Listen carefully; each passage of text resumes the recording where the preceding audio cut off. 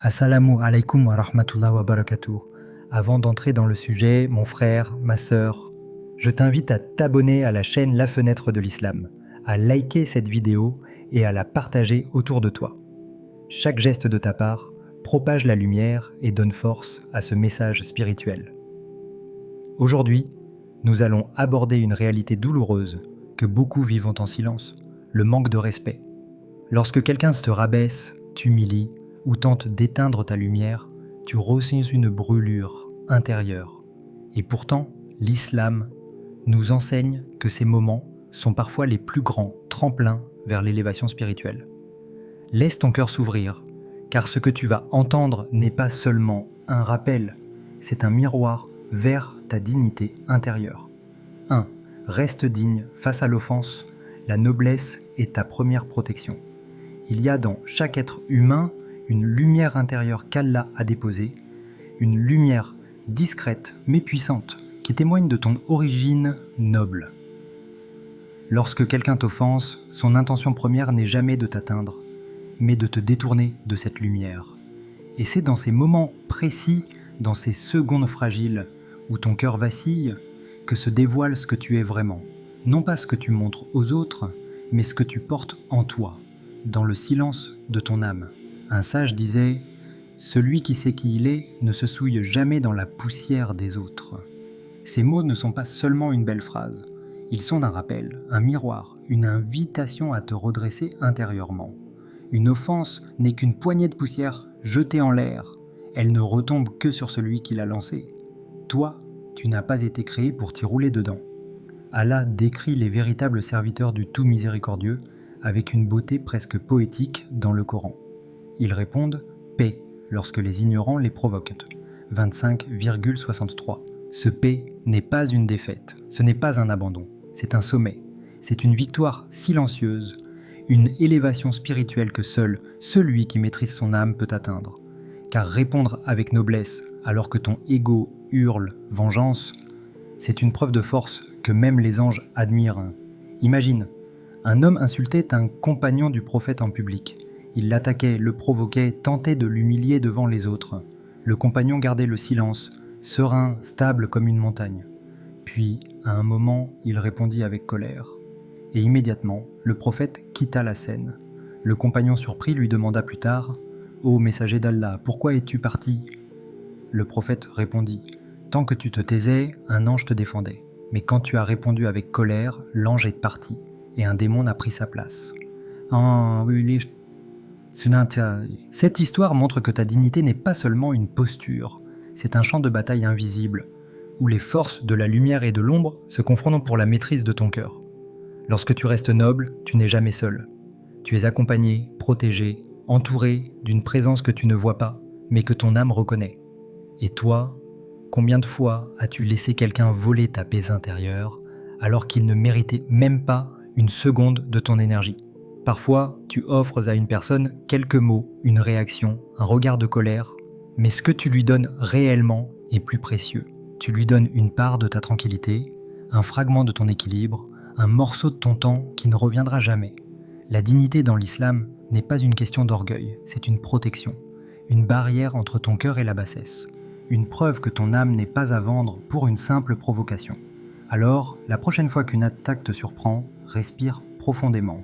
Rappelle-toi que ton silence peut valoir plus qu'une réponse et que ton calme peut être une prière silencieuse que ton Seigneur entend mieux qu'un cri. Tu n'es pas faible, tu es juste trop élevé pour descendre. 2. Ne laisse pas les paroles blessantes pénétrer ton cœur. Elles parlent d'eux, pas de toi. Il existe une vérité que beaucoup de gens n'apprennent qu'après des années de souffrance. Les paroles blessantes ne disent presque jamais quelque chose sur toi. Mais elles révèlent presque tout sur celui qui les prononce. Ce que les gens disent en ta présence est souvent le reflet de ce qu'ils vivent en eux, un miroir brisé qui projette leurs propres fêlures sur les autres. Les psychologues modernes parlent de projection, mais le Coran l'a formulé bien avant, en une phrase divine, simple et lumineuse, repousse le mal par ce qui est meilleur. 40:34. Cela signifie ne réagis pas à partir de la blessure, réagis à partir de ta lumière. Si tu laisses les mots d'autrui pénétrer ton cœur, tu leur donnes accès à l'un des sanctuaires les plus précieux que tu possèdes. Observe une flèche. Si elle est lancée dans le vent, elle perd sa force. Elle tombe, elle disparaît. Elle n'a d'impact que lorsqu'elle trouve une cible vulnérable.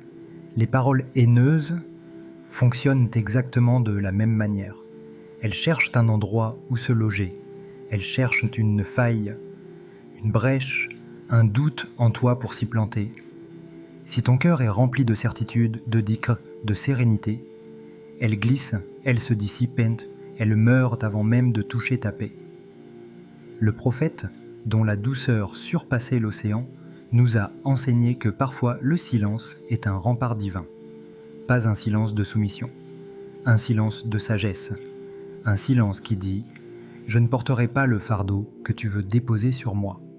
Il y a une histoire étonnante. Un jour, un homme insulta violemment le prophète. Un compagnon outré voulut le frapper, mais le prophète posa sa main sur son épaule et lui dit « Laisse-le, ce qu'il dit revient à lui ». Ces quelques mots contiennent un univers entier. Ce qui sort d'un cœur impur retourne toujours vers ce cœur. Rien de ce qui est dit contre toi ne s'attache à toi tant que tu refuses de l'accueillir. Alors, prends un instant et réfléchis profondément. Combien de fois as-tu cru que le problème venait de toi, alors qu'il venait en réalité de la douleur que l'autre porte en lui? Parfois, la personne qui t'insulte est elle-même brisée par une vie injuste. Parfois, celle qui te critique est rongée par une jalousie silencieuse. Parfois, celle qui fait tout pour te rabaisser se sent elle-même minuscule, invisible, insignifiante. Leurs mots ne sont pas une arme, ce sont des cris d'un cœur en manque d'apaisement. Lorsque quelqu'un te blesse, pose-toi une question simple mais puissante. Est-ce que cette parole vient d'un cœur qui va bien? La réponse est presque toujours non. Tu n'es donc pas la cible. Tu es le miroir où l'autre reflète ses blessures. Et si tu ne comprends pas cela, tu portes un fardeau qui ne t'appartient pas. Le secret est là. Garde ton cœur intact. Garde-le propre. Laisse leurs mots tomber avant de te toucher. Car ce qu'ils disent parle d'eux, pas de toi.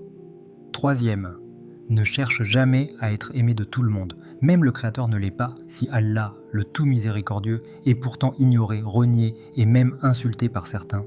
Comment pourrais-tu espérer traverser cette vie sans croiser des personnes qui ne te respectent pas? Un sage disait « Celui qui attend des gens ce qu'eux-mêmes n'arrivent pas à offrir, découvrira toujours la déception. Mais celui qui attend d'Allah trouve la paix. » Le Coran nous enseigne avec une douceur immense. Et Allah suffit à celui qui place sa confiance en lui. Sourate 65, verset 3. Alors pose-toi cette question qui éclaire les cœurs. Vises-tu pour le regard d'Allah ou pour l'opinion changeante de créatures aussi fragiles que toi? 4. Quand la toxicité devient trop forte, éloigne-toi. C'est une protection envoyée par Allah. Il existe un moment dans la vie où ton cœur commence à parler plus fort que le bruit extérieur. Ce moment où tu sens que quelque chose ne va plus, que certaines présences ne t'apportent plus la lumière, mais l'épuisement, que certaines relations n'élèvent plus ton âme, mais la blessent petit à petit. Et c'est souvent dans ce silence intérieur qu'Allah t'envoie un signe. L'islam n'a jamais demandé aux croyants de rester dans un environnement qui détruit son âme. Au contraire, Allah t'a donné une dignité, une lumière, une paix intérieure, et il t'a ordonné de la protéger. Parfois, te retirer d'un lieu toxique, d'une relation nocive, d'un entourage destructeur, ce n'est pas fuir, c'est honorer la vie qu'Allah t'a confiée. Allah dit dans le Coran « Ne vous causez pas votre propre perte » 4,29. Ce verset n'est pas seulement un rappel spirituel, c'est un ordre clair. Prends soin de toi, préserve ton cœur, ne laisse jamais une situation t'éteindre, parce que parfois, le danger n'est pas un ennemi extérieur, c'est une personne proche. Une parole blessante répétée, un mépris qui devient normal, une manipulation subtile, une énergie sombre qui se dépose dans ton âme comme de la poussière, jusqu'à t'empêcher de respirer spirituellement.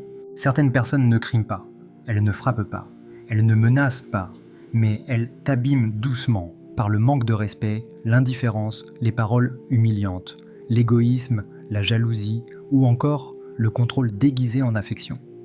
Et Allah ne veut pas que tu restes prisonnier de ces liens-là. Un savant disait une parole d'une profondeur immense.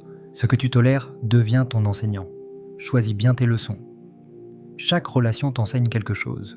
Chaque présence dépose dans ton cœur une trace, bonne ou mauvaise. Chaque personne contribue à construire ou à détruire une partie de ton âme. Si tu tolères le manque de respect, tu apprends à te minimiser. Si tu acceptes la violence verbale, tu apprends à te taire même quand tu souffres. Si tu restes dans un environnement toxique, tu apprends à confondre l'amour avec la douleur et la loyauté avec le sacrifice de toi-même.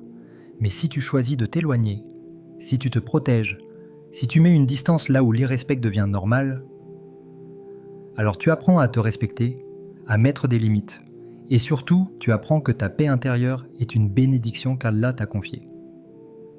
Ne crois jamais que t'éloigner est un manque de patience. Souvent, la vraie patience consiste à supporter ce qu'Allah t'a demandé de supporter, pas ce que les gens t'obligent à endurer.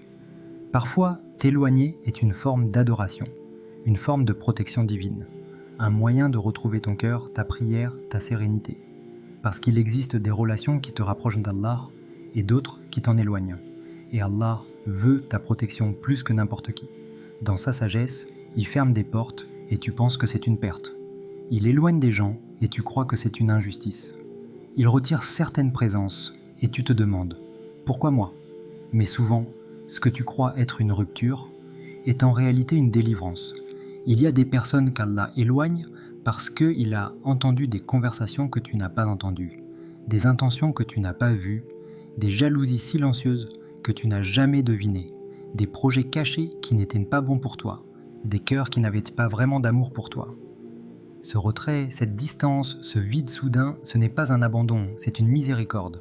Laisse partir ce qui ne te respecte pas, ne retiens pas ce qui te brise, ne mendie pas l'attention de ceux que ton absence ne dérange pas. Allah ne veut pas que tu te perdes pour garder quelqu'un. Il veut que tu te retrouves en le choisissant. Et parfois, choisir Allah, c'est choisir la paix, c'est choisir la distance, c'est choisir le silence, c'est choisir un nouveau départ où ton cœur peut respirer à nouveau. Alors pose-toi cette question, celle qui peut changer une vie entière. Qui, dans ta vie, est en train de te demander silencieusement de prendre de la distance? Pour retrouver la paix qu'Allah veut pour toi, 5. Réponds avec élévation. Ta parole doit refléter ton âme, pas leur provocation. Il y a dans ce monde des personnes qui cherchent à t'entraîner dans un terrain où tu n'as pas été créé pour marcher. Un terrain de colère, de vulgarité, d'impulsivité, de pique et de réaction instinctive. Mais toi, ton âme n'a pas été façonnée dans la poussière de ces échanges-là.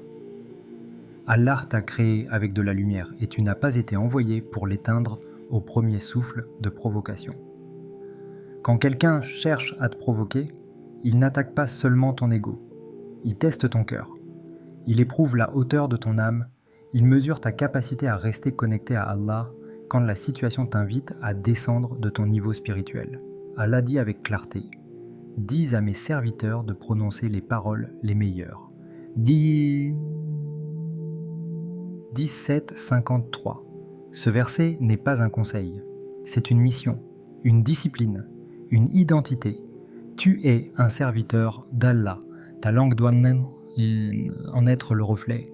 Les gens attendront de toi que tu répondes comme eux, que tu hausses la voix, que tu insultes, que tu te défendes avec la même agressivité. Mais Allah attend de toi autre chose. Il attend que tu répondes comme quelqu'un qui n'appartient qu'à lui. L'élévation, ce n'est pas se sentir meilleur. C'est refuser de descendre plus bas que ce qu'Allah attend de toi. Un homme pieux disait avec une sagesse d'or, « Je ne répondrai jamais à la vulgarité, car mes mots sont choisis pour être entendus par Allah avant d'être entendus par les humains. »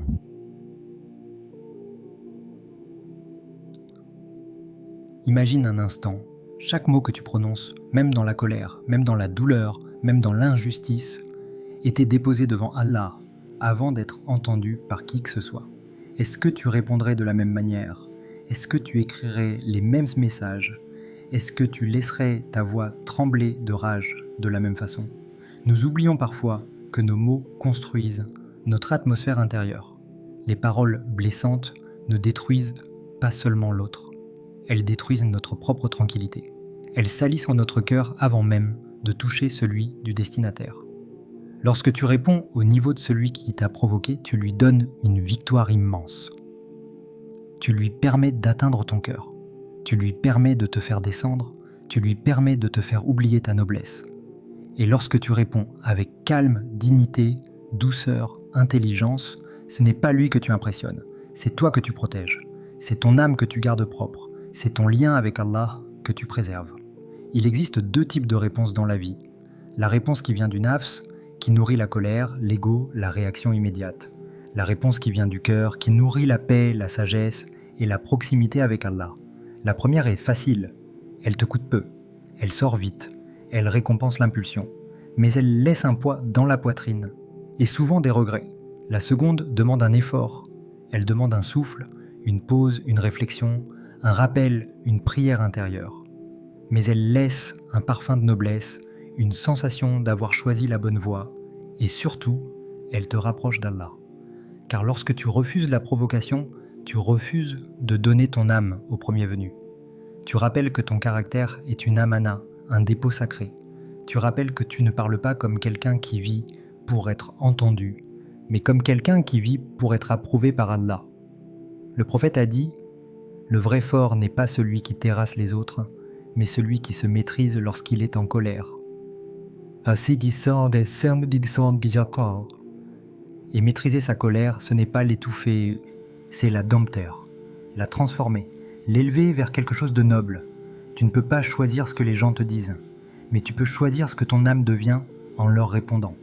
Tu ne peux pas empêcher les attaques, mais tu peux empêcher ton cœur d'y ressembler. Tu ne peux pas contrôler leur ton, mais tu peux contrôler ta dignité. Et finalement, c'est cela la vraie force. Répondre comme quelqu'un qui sait que son Seigneur l'écoute. Alors prends un moment et laisse cette question résonner dans ton cœur.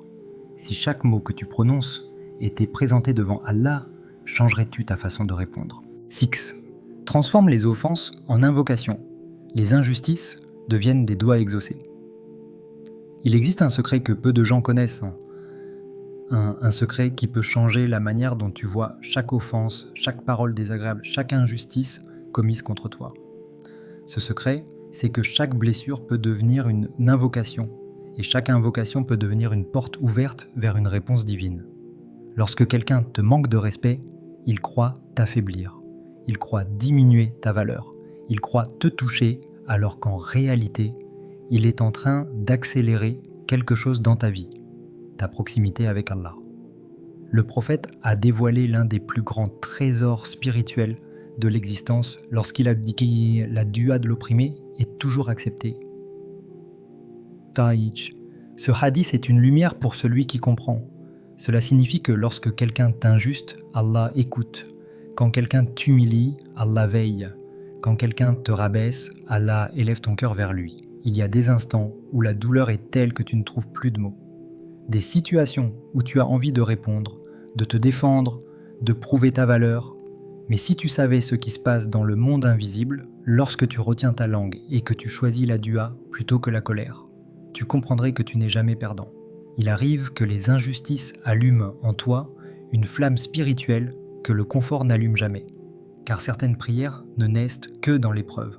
Certaines larmes ne coulent que sous le poids d'une humiliation. Et certaines élévations ne se produisent que lorsque ton cœur est brisé et que tu le déposes entre les mains d'Allah. Lorsque tu transformes une offense en dua, tu fais quelque chose que les anges contemplent avec admiration.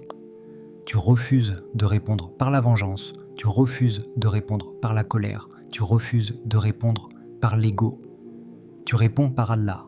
L'instant où tu lèves les mains après avoir été blessé est l'un des moments les plus puissants de ta vie. Car Allah dit dans un hadith Qudsi, « Par ma puissance et ma grandeur, je vous secourrai, même si c'est après un certain temps. » Il n'a pas dit peut-être, il n'a pas dit parfois, il n'a pas dit selon les circonstances. Il a dit « Je vous secourrai ». Les offenses deviennent alors des portes vers une réponse, des portes vers une guérison, des portes vers une transformation intérieure. Imagine, tant de personnes t'ont blessé dans la vie, mais sans le savoir, elles ont déclenché des doigts qui t'ont protégé, purifié, élevé. Tant de paroles blessantes t'ont poussé à t'adresser à Allah d'une manière que tu n'aurais jamais connue dans la tranquillité. Et tant de situations injustes ont été le début d'une bénédiction que tu ne voyais pas encore. Le croyant éclairé est celui qui voit non pas l'offense, mais l'opportunité, Non pas la parole blessante, mais la réponse d'Allah. Non pas l'injustice, mais la porte invisible qui vient de s'ouvrir. Lorsque quelqu'un te manque de respect, il pense t'avoir touché. Mais s'il savait que sa parole a déclenché une dua qui montera jusqu'au trône, s'il savait que cette blessure t'a rapproché d'Allah, s'il savait que ton silence vaut 1000 fois plus que sa provocation, il se serait tu. Parfois, Allah permet l'injustice pour que tu le retrouves dans un état d'humilité que tu n'aurais jamais atteint autrement. Il permet qu'un humain t'abaisse pour t'élever auprès de lui. Il permet qu'une parole te brise pour que ton cœur soit purifié. Alors laisse-moi te poser une question qui, si tu y réfléchis profondément, peut changer ta façon de réagir pour toujours. As-tu déjà transformé une humiliation en une dua profonde qui t'a rapproché d'Allah? Et si oui, n'était-ce pas, au fond, l'un des plus beaux moments de ta relation avec lui? 7.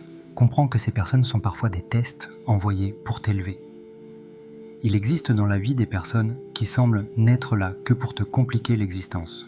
Celles qui te critiquent sans raison, qui se moquent de toi, qui te manquent de respect, qui te provoquent alors que tu ne leur veux aucun mal. Tu te demandes parfois, pourquoi Allah laisse-t-il ce genre de personnes sur mon chemin? Pourquoi est-ce que c'est à moi de supporter ça? Mais ce que beaucoup ignorent, c'est que ces personnes-là jouent parfois un rôle que tu ne vois pas encore. Elles ne sont pas venues pour te détruire, elles sont venues pour te révéler. Allah dit dans le Coran, « Nous vous éprouverons, mais annonce la bonne nouvelle aux patients. » 2:155. Ce verset est une clé. Il révèle que certaines difficultés ne sont pas des obstacles, mais des passerelles. Et certaines personnes difficiles ne sont pas des ennemis, mais des tests. Un sage disait, « Chaque personne difficile est une lettre du ciel, envoyée pour t'apprendre qui tu dois devenir. » Parce que avant que tu évolues, Allah te montre ce qu'il y a à purifier en toi.